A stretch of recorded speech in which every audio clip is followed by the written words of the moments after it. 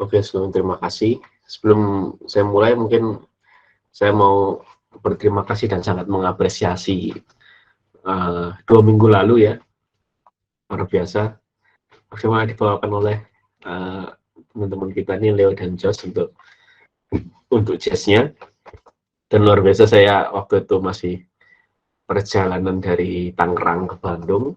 Saya dengarkan di jalan, luar biasa bagaimana Josh dan Leo menjelaskan perikop yang lalu. Padahal sebenarnya perikop yang lalu itu sangat susah sebenarnya. Bayang-bayang ya, sangat susah sebenarnya. Karena membahas tentang nama Tuhan. Aku adalah aku. Dan itu tidak mudah sebenarnya untuk dijelaskan dan untuk dipahami. Tapi sangat baik sekali. Luar biasa. Terima kasih. Nah, hari ini kita nggak akan panjang lebar sebenarnya. Karena akan ini sedikit, nggak terlalu banyak, gitu ya. Dan ini cukup ringan, pembahasan hari ini cukup ringan. Pertama, saya mau bahas tentang Firaun dan Musa. Ya, ini sebenarnya hal yang menarik. Kitab Keluaran itu hal yang menarik. Jadi, yang menurut saya secara pribadi, kitab Keluaran ini mirip seperti komik mungkin ya. Mirip seperti komik gitu. Jadi, ada baik dan buruk, ada dua tokoh yang saling berseberangan secara karakter, secara tujuan, secara keinginan itu saling berseberangan, saling berlawanan, dan dua tokoh ini berlawanan. Gitu ya. Itu yang kita lihat saat ini, dan dalam beberapa perikop berikutnya juga itu akan kita lihat bagaimana Firaun dan Musa itu saling berlawanan. Jadi ini kayak cerita superhero gitu ya. Ceritanya emang kita keluar itu seru. Sampai akhir pun akan selalu seru. Nah, pertama saya mau bahas tentang Firaun. Gitu ya. Saya mau bahas tentang Firaun. Nah, hal yang menarik adalah di ayat 4:21. Dikatakan begini, firman Tuhan kepada Musa, gitu ya, pada waktu engkau hendak kembali ini ke Mesir, ingatlah supaya segala mujizat yang telah kuserahkan ke dalam tanganmu, kau perbuat di depan Firaun, tetapi aku akan mengeraskan hatinya, sehingga ia tidak membiarkan bangsa itu pergi. Ya, dan kita tahu lah ya, maksudnya kisah ini kan kisah yang populer, gitu ya, yang banyak orang Kristen tuh tahu, gitu, kisah tentang ini, gitu ya. Bagaimana akhirnya nanti mesti ada 10 tulah dulu sampai akhirnya Firaun malah mengusir bangsa Israel, begitu kan? Ini kisah populer. Bagaimana berkali-kali Firaun itu menolak permintaan Musa, itu berkali-kali. Nah, lalu muncul ada satu pertanyaan sebenarnya menarik begini. Di sini kan sudah disampaikan bahwa Tuhan bilang, aku akan mengeraskan hati Firaun. Aku akan mengeraskan hatinya. Maka di situ pertanyaan begini muncul. Berarti kalau Firaun hatinya itu keras, kalau Firaun itu dia tidak mau membebaskan bangsa Israel, artinya bukan salah Firaun dong. Itu pertanyaan yang menarik sebenarnya. Berarti kan salahnya Tuhan. Kan Tuhan yang sudah mengeraskan hatinya Firaun. Berarti bukan salah Firaun, salahnya Tuhan. Gitu. Yang mengeraskan Tuhan. Jadi suatu pertanyaan yang menarik sebenarnya untuk dijawab. Gitu ya. Dan akhirnya kita bisa baca beberapa tafsiran dan bapak-bapak gereja mengatakan begini. Kita langsung aja ke bagian merah nih ya. Demikianlah Tuhan dan Firaun menyebabkan pengerasan hati ini. Tuhan dengan penilaiannya yang adil, Firaun dengan kehendak bebasnya. Ya, kalau kita baca atasnya, dan Anda tidak boleh menyangkal kehendak bebas kepada Firaun hanya karena Tuhan berkata di beberapa ayat, aku telah mengeraskan hati Firaun, atau aku akan mengeraskan hati Firaun, karena dengan demikian tidak berarti bahwa bukan Firaun sendiri yang mengeraskan hatinya sendiri.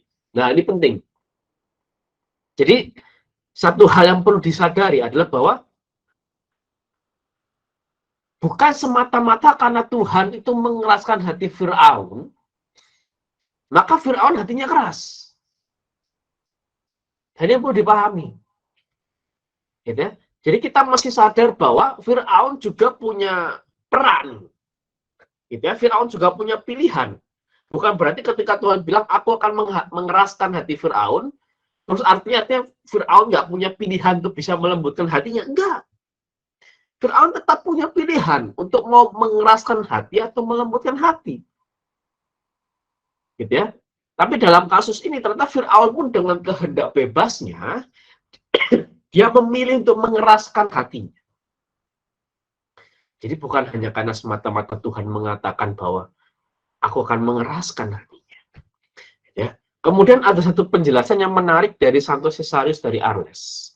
Ya, Santo Caesarius dari Arles mengatakan begini.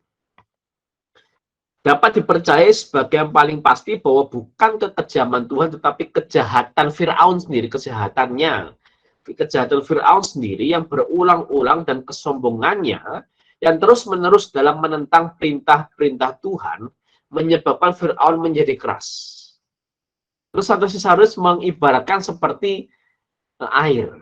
Dia bilang begini, seperti air yang sering terkena oleh dingin yang berlebihan. Jika panas matahari menimpanya, jika dia disinari panasnya matahari, air itu menjadi cair meleleh. Ketika matahari itu pergi, sinar atau panas matahari itu pergi, maka air itu kembali keras. Demikianlah kebaikan hati banyak orang, jadi bukan cuma Firaun. Membeku karena kedinginannya dosa-dosa mereka yang berlebihan, dan mereka menjadi sekeras es. Namun ketika kehangatan rahmat ilahi datang kepada mereka lagi, hati mereka mencair. Nah, ini penjelasan Santo Caesarius ini bagus banget menurut saya. Artinya kenapa gini? Kenapa hati Firaun keras? Ya karena kehendak bebasnya sendiri. Gitu. Yang memilih untuk terus-menerus melakukan kejahatan, yang memilih terus-menerus melakukan kesombongan.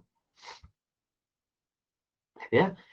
Nah, hati manusia bisa meleleh, bisa hangat, bisa lembut hanya ketika Tuhan itu ada dalam hati kita. Nih, ketika apa? Kehangatan rahmat ilahi itu ada dalam hati kita. Atau bahasa yang lebih mudah mungkin buat kita sekarang adalah ketika Roh Kudus itu ada dalam hati kita. Maka hati manusia akan lembut. Nah, ketika Roh Kudus ini nggak ada dalam hati kita, maka hati kita akan kembali keras. Kenapa? Karena nature-nya kita itu berdosa. Naluriahnya kita itu berdosa. Nggak mau diatur, sukanya sendiri. Jadi nalurinya kita itu berdosa. Hanya karena rahmat ilahi Tuhan yang masih ada dalam hati kita, maka hati kita masih lembut. Dan ini yang terjadi dalam kebanyakan orang, termasuk Firaun. Gitu. Jadi hati Firaun keras ya, karena kehendak bebasnya sendiri memilih terus melakukan kejahatan, terus menolak perintah Tuhan. Sampai akhirnya apa? Jadi Tuhan itu Tuhan itu tidak perlu untuk membuat hati Firaun keras. Cukup apa? Cukup meninggalkan hati Firaun. Maka hati Firaun keras dengan sendirinya. Kehangatan rahmat ilahi itu nggak ada. Sesederhana itu sebenarnya. Jadi bukan berarti Tuhan membuat hati Firaun aku perintahkan keras, titik, beng, gitu. Enggak. Tapi sederhana, Tuhan hanya meninggalkan hati Firaun. Selesai perkara, hati Firaun keras. Gitu ya. Nah, ini yang menurut saya menarik. Gitu. Jadi kembali lagi ketika kita baca ayat 21 gitu ya. Kita nggak bisa bilang bahwa ya hati Firaun keras karena Tuhan mengeraskan, tidak. Tapi kehendak bebas Firaun pun juga memilih kejahatan daripada apa yang baik. Sampai akhirnya satu titik Tuhan meninggalkan hatinya, rahmat ilahi itu pergi dari hatinya, dan hatinya sungguh-sungguh keras saat itu. Jadi ya, ini seperti yang dijelaskan oleh Richard Challoner juga mengatakan hal yang sama. Aku akan mengeraskan hatinya bukan dengan menjadi penyebab dari dosa, tapi dengan meninggalkannya.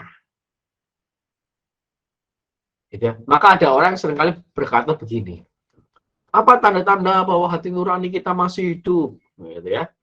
Itu apa? Ketika kita melakukan dosa, kita masih bersalah. Itulah tanda-tanda Tuhan masih ada dalam hati kita. Ketika kita melakukan dosa, kita masih merasa bersalah. Sama, menurut saya, sama kayak orang nyolong kira-kira. Kalau orang baru pertama kali atau kedua kali nyolong itu mungkin dia masih deg-degan, masih takut, dan masih berasa, kok aku nyolong ya, ini bener nggak ya? Masih berasa begitu gitu kan ketika. Tapi setelah berkali-kali dia memilih untuk melakukan terus yang jahat, berkali-kali memilih dia untuk nyolong lagi ya konteksnya ya, untuk mencuri, artinya apa? Ya sudah biasa mencuri. Nah, saat itulah Roh Kudus meninggalkan hatinya. Ya, di saat rasa bersalah itu nggak ada, itulah ketika Roh Kudus meninggalkan hatinya. Nah, maka pertanyaan buat kita, pernah nggak satu titik kita merasa begitu? Mungkin ada beberapa dosa, suatu dosa yang entah mungkin kita anggap ini dosa sepele ataupun dosa yang besar gitu ya. Tapi pernah nggak ketika kita melakukan suatu dosa itu dan kita tidak merasa bersalah? Di kondisi itulah, di dosa itulah rahmat ilahi, kehangatan rahmat ilahi mungkin sudah nggak ada dalam hati kita. Karena terlalu sering kita lakukan dosa itu. Sampai kita merasa apa? Ya sudah biasa. Begitu. Itu tentang Firaun. Gitu ya. Nah, tentang Firaun juga ada satu hal menarik sebenarnya. Ini yang menurut saya makin memperparah keadaan Firaun. Makin memperparah kondisi Firaun. Membuat Firaun itu makin di bawah sebenarnya. Gitu ya. Itu ketika Musa dan Harun menghadap Firaun, terus Musa bilang bahwa Tuhan berfirman, bebaskanlah umatku dan lain sebagainya gitu ya. Firaun bilang begini, siapakah Tuhan itu yang harus kudengarkan firman-Nya untuk membiarkan orang-orang Israel pergi? Tidak kenal aku Tuhan itu. Dan tidak juga akan membiarkan orang Israel itu. Nah, ini menarik nih. Maknanya apa? Maknanya ini. Ya kan? Siapakah Tuhan itu? Maksudnya apa? Ya siapa Tuhan itu? Loh, emang ada otoritas lain yang di atas aku? Itu maksud Firaun. Ketika Firaun berkata, siapakah Tuhan itu? Loh, emang ada otoritas lain di atas aku? Bukannya aku nih Firaun, raja seluruh Mesir. Bukannya aku yang posisinya paling atas. Dan kita mesti ngerti konteks zaman itu, raja itu hampir selalu dianggap sebagai entah itu dewa, entah itu jelmaan dewa, entah itu anaknya dewa. Itu hampir selalu begitu. Dalam setiap kebudayaan kuno dimanapun itu. Termasuk Mesir. Gitu. Jadi ketika Firaun bilang, siapakah Tuhan itu? Artinya apa? Firaun bilang, memang ada otoritas lain di atas aku. Emang ada pribadi lain di atas aku. Emang ada orang lain di atas aku. Gitu. Dan di sini jelas Firaun menolak untuk mengakui otoritas Tuhan. Dan naasnya apa? Naasnya adalah Yod-Heh-Vav-He, Tuhan yang tidak dikenal secara bertahap, menelanjangi dirinya dari jebakan kemuliaan. Dan di sini satu Yohanes Chrysostom mengatakan begini, ya, marilah kita menjadi rendah supaya kita tinggi. Bagi kebanyakan orang, kesombongan benar-benar merendahkan. Bagi kebanyakan orang, kesombongan benar-benar merendahkan. Kebanyakan orang, ya, bukan beberapa, kebanyakan orang kesombongan benar-benar merendahkan. Contoh siapa? Firaun. Firaun yang merendahkan ini karena tidak kenal aku, katanya. Tuhan, tidak kenal aku dengan Tuhan. Jadinya apa? Dia menjadi lebih rendah daripada lalat, katak, dan belalang. Ini keras banget. Arti 1 Yohanes Kristus mau bilang begini, Fir'aun itu lebih rendah, lebih hina daripada hewan. Karena ulah kesombongannya. Lebih rendah, lebih hina daripada lalat. Yang sukanya itu dekat kotoran kambing itu. Itu Fir'aun lebih rendah daripada lalat itu. Itu yang 1 Yohanes Kristus mau katakan. Lebih rendah daripada kata itu yang sukanya berkubang di rawa-rawa. Iya, itu Fir'aun itu lebih rendah, lebih hina daripada kata itu. Itu kira-kira. Ini keras sekali. Dan kalau kita niru kesombongan Fir'aun, artinya kita begitu. Kita lebih rendah daripada lalat yang sukanya deket-deket kotoran kambing itu, gitu kira-kira. Nah, dibandingkan dengan Abraham. Ya, kalau Abraham berkata, aku debu dan abu. Justru Abraham ini menang, gitu ya. Mengalami banyak sekali kemenangan, mengalami banyak sekali kelimpahan, kesejahteraan, dan akhirnya bertumbuh semakin tinggi.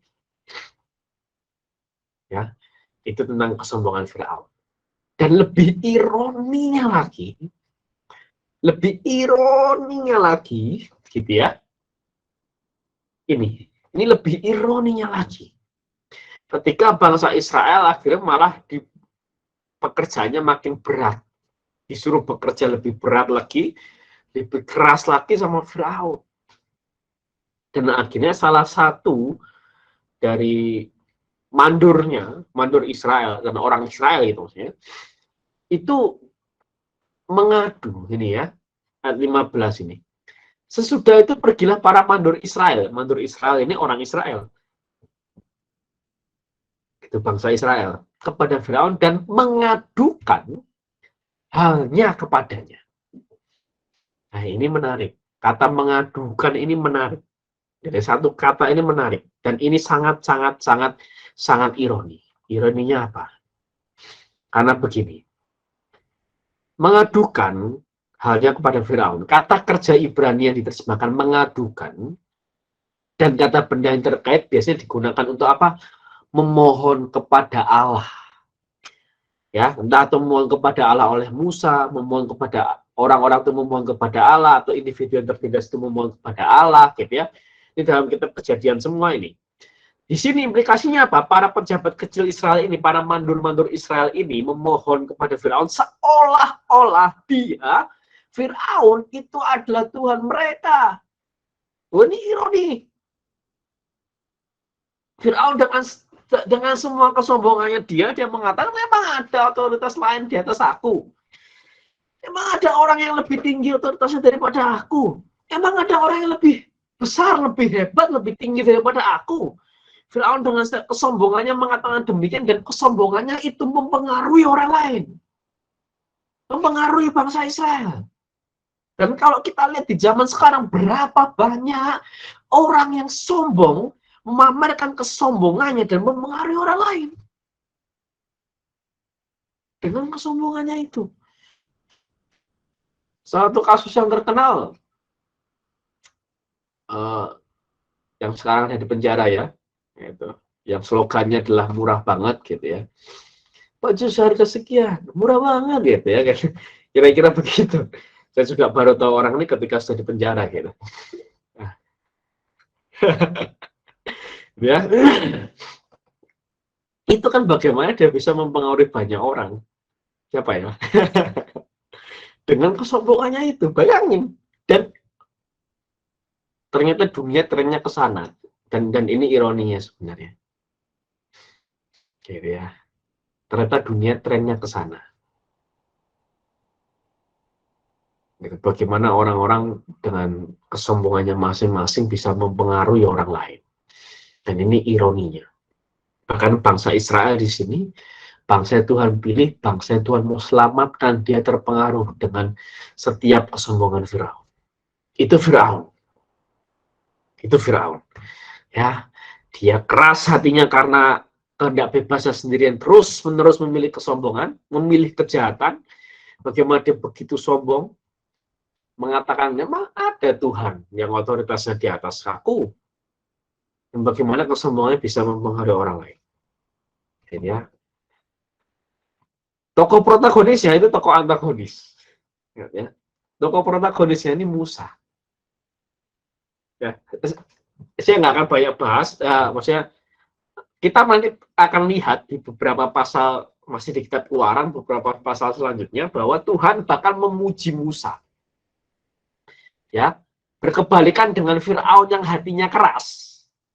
Tuhan bahkan nanti akan memuji Musa dan mengatakan bahwa Musa adalah manusia yang paling lembut hatinya. Tidak ada manusia yang hatinya lebih lembut daripada Musa. Jadi Firaun yang dikatakan aku akan mengeraskan hatinya, Tuhan bilang ke Musa, tidak ada manusia yang hatinya lebih lembut daripada Musa. Jadi memang dua tokoh yang berseberangan jauh. Satu antagonis, satu protagonis. Ini kayak film superhero gitu ya. Kayak film mungkin apa, Superman lawan Lex Luthor gitu ya. Lex Luthor itu siapa ya gitu ya. Kira-kira itu siapa lah. Batman lawan Joker dan sebagainya macamnya gitu ya. Dua tokoh yang saling berseberangan gitu, itu satu antagonis satu protagonis gitu. Lex Luthor. Justru Lex Luthor itu Firaun. Ya, Lex Luthornya Firaun. Ya, Superman-nya Musa gitu. Ini kita keluar itu seru banget. Emang kayak film superhero emang gitu ya. Karena dua tokoh yang saling bertolak belakang ini berlawanan. Nah, kita akan lihat bagaimana Musa. Ini sangat menarik. Ya. Kita ke 21 ayat yang sama yang kita bahas tentang Firaun ya. Kalimat yang sama juga. Ini kita masih ingat bahwa ini Tuhan ini ngomong ke Musa. Dan di pertemuan lalu, minggu lalu kita sudah pernah bahas bagaimana Tuhan itu menyuruh Musa kembalilah ke Mesir, bebaskanlah bangsaku untuk keluar dari Mesir. Ya, dan Tuhan bilang apa? Aku akan mengeraskan hati Firaun. Bayangin ya, coba ya. Kita bayangin lagi. Tuhan bilang ke Musa, kamu bebaskan bangsaku, bangsa Israel yang ada di Mesir, yang sekarang dijajah oleh Firaun. Tapi aku akan mengeraskan hati Firaun. Jadi dia nggak akan membiarkan bangsa itu pergi. Kok aneh ya? Gitu ya. Kita baca tuh kok aneh ya. Ini kalau saya analogikan sedikit gitu ya. Ini sama kayak ibarat gini ya. Saya minta tolong Leo gitu atau nyuruh Leo gitu ya. Le, mana nih mukanya Leo nih? Nggak muncul. Le, tolong isiin bensin motorku, Le. Aku bilang begitu. Ya, Le, tolong isiin bensin motorku. Tapi, Le, saking habisnya bensin motorku, nggak bisa jalan. Lah terus mau ngisi bensin motor gimana caranya? Motornya nggak bisa dibawa jalan. Terus mau bensin jauh. Gitu. Terus gimana caranya gitu? Itu sama kayak Tuhan itu suka begini nih kira-kira kondisinya. Musa, bebaskan bangsaku. Tapi aku kan mengeraskan Firaun supaya tidak bisa membebaskan bangsaku. Ini kan aneh. Gitu. Kok bisa ya? Tapi kita coba bayangkan lebih dalam lagi.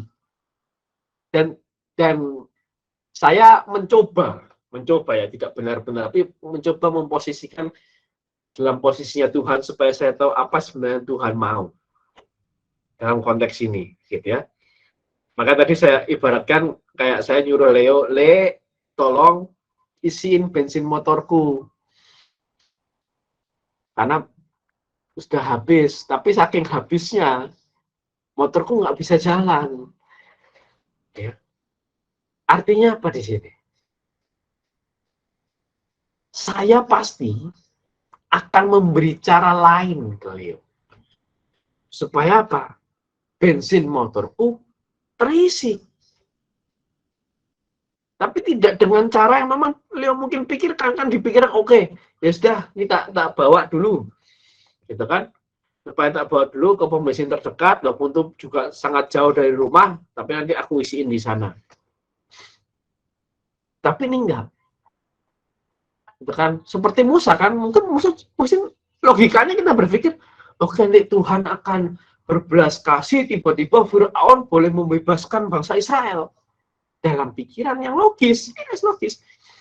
Tapi ternyata enggak. Artinya apa? Saya pasti akan ngasih cara lain ke Leo. Kan saya yang nyuruh. Dalam tanda kutip, saya yang punya kepentingan bensin motor saya terisi. Gitu kan? Berarti kan saya harus mikir, saya harus kontribusi gimana caranya supaya bensin motor saya terisi, sekalipun motornya nggak bisa jalan. Tapi aku minta tolong Leo, begitu kira-kira. Akhirnya aku bilang lah, jadi kita naik mobil aja, misal begitu. Kita isi tangki mobilnya penuh, habis penuh nanti kita pulang lagi, terus dari tangki bensin motor itu nanti dialihkan ke tangki bensin mobil itu nanti dialihkan ke motor. Misal begitu. Nah, ya kan akan kasih cara lain. Dan inilah sebenarnya Tuhan sedang mau sampaikan ke Musa. Gitu ya. Tuhan pasti akan cari cara, dan kita tahu memang kalau kita udah baca kitab Tuhan, kita akan tahu memang Tuhan kasih cara lain. Nah, satu ayat ini saya bisa merenungkan 3 poin. 3 poin. Yang pertama tadi, bahwa Tuhan punya cara lain untuk membebaskan bangsa Israel. Dan yang kedua, ini menunjukkan ketaatan Musa. Nah, kok bisa ya? Musa disuruh sesuatu yang ini nggak mungkin. Mau gimana kalau Fir'aun nggak membebaskan bangsa Israel? Tapi Musa jalan ya, Musa lanjut. Gitu. Musa lanjut, ya sudah. Ini menunjukkan ketaatan Musa. Dan yang ketiga adalah Tuhan mempersiapkan mental Musa. Artinya apa? Ketika nanti Musa, kamu datang ke Fir'aun untuk minta bangsa dibebaskan, kamu tahu kamu akan berekspektasi apa? Ya kan? Kamu akan tahu bahwa kamu punya ekspektasi Fir'aun tidak dengan mudah membiarkan bangsa itu pergi. Bahkan Fir'aun berkali-kali menolak bangsa itu pergi. Itu ekspektasi Musa. Akhirnya Musa siap.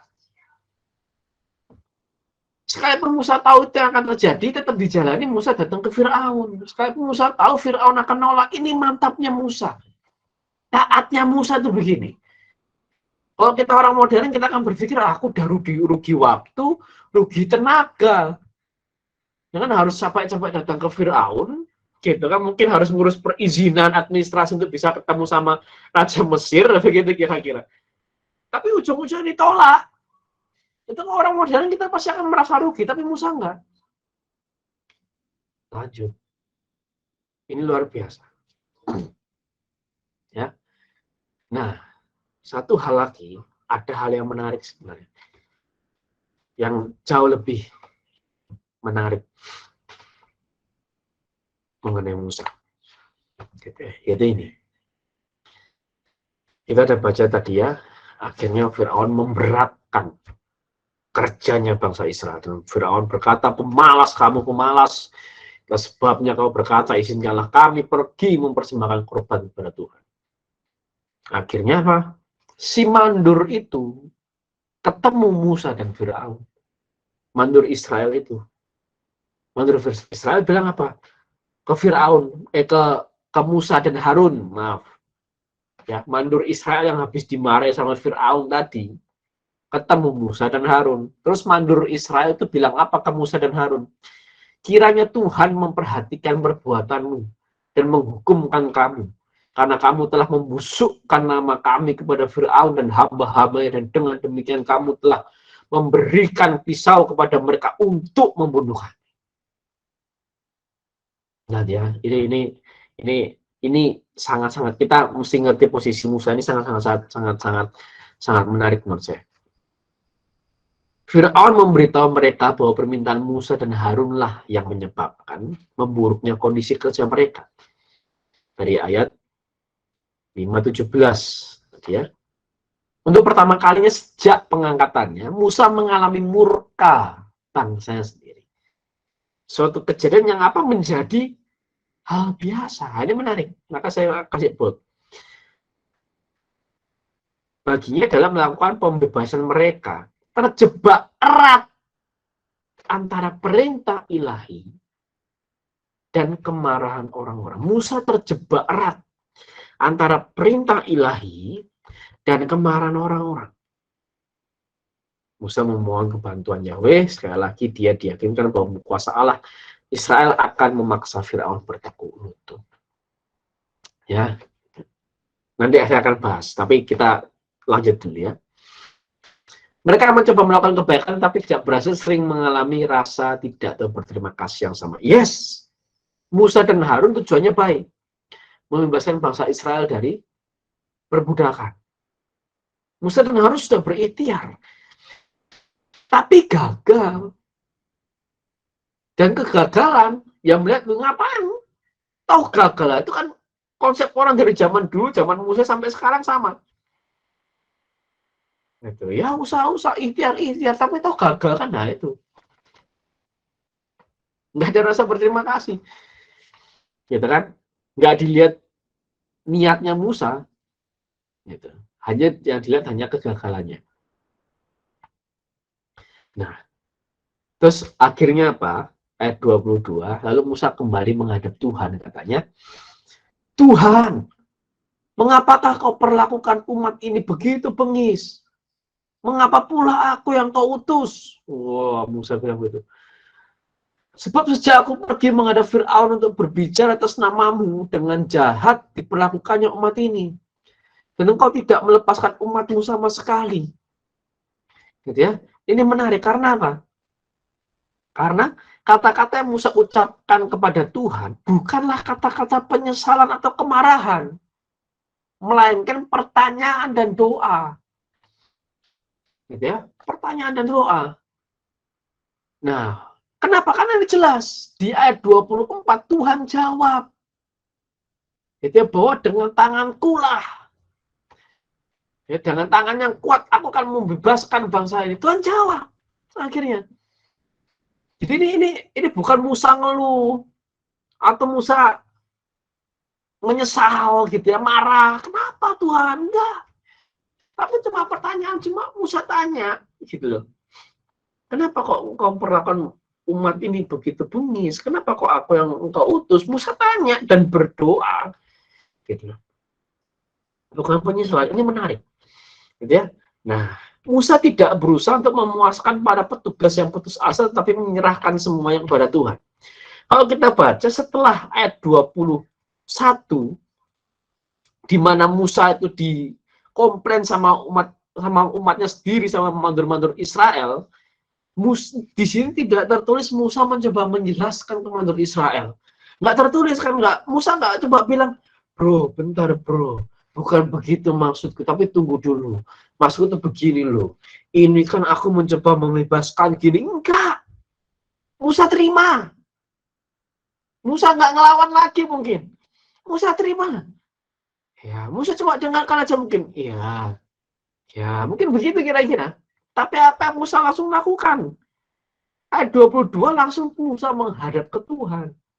Ini bentuk bagaimana Musa mengakui, menyerahkan semua kepada Tuhan. Itu kata si Menokio ini. Musa menyerahkan semuanya kepada Tuhan. Gitu. Dan Jakobus Tyrannus mengatakan dalam usaha besar biasanya ada banyak kesulitan. Dan ini usaha besar. Mencoba membebaskan suatu bangsa yang diperbudak itu usaha yang besar. Pasti banyak kesulitan. Yes. Maka mesti kita juga lihat apa itu akan sekarang. Kalau kita banyak kesulitan, maka kemungkinan besar kita melakukan usaha yang besar. Tapi kalau nggak ada kesulitan yang kita hadapi, mungkin kita nggak melakukan usaha yang besar. Mungkin kecil, minim. Kalau banyak kesulitan, nah itu menarik. Mungkin apa yang aku lakukan ini, usaha yang besar. Mungkin hasilnya pun besar.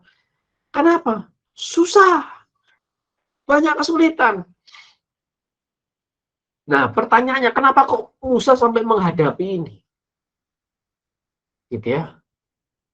Di perikop ini kita baca, kita tidak melihat kemuliaan Musa muncul di sini.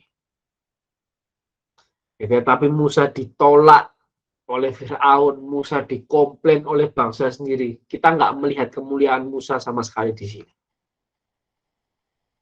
Kenapa? Karena ini.